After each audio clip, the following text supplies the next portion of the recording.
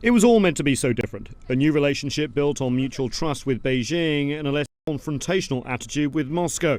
From Iran to the DPRK, the US, China and Russia working together on some of the toughest global problems.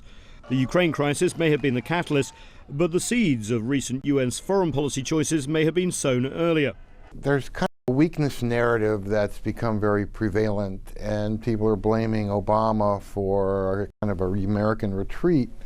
Some of it is deserved, some of it isn't. When you're president, you don't say Assad must go and talk about red lines when you have no idea what you're going to do about either one.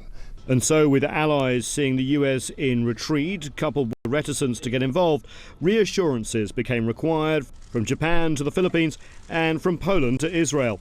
But as the US with China rapprochement in the 1960s proved, US foreign policy has traditionally been wary of isolating Russia and China at the same time. The collapse of the Soviet Union in the 1990s allowed US foreign policy to engage with both powers too. But Russia and China relations also warmed during this period. Soviet-era standoffs led to a more shared common view of the sanctity of sovereignty and suspicions of US motives in the Middle East and beyond. And now, with the US and NATO on Russia's borders and US boosting military support for Asian allies, those suspicions may grow.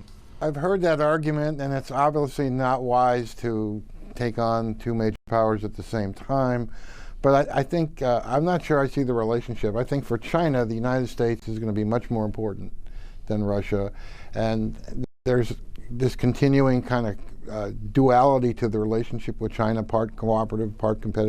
And as the US moves to back up its allies, the US public seem to want to back away from international entanglements. A new poll of public opinion shows just 19% of Americans want a more active foreign policy. 47% want a less active one. Compare that to a similar poll in 2001 that saw 37% want more action and just 14% want less. Washington is well aware that the US public have less appetite for America's role on the world stage.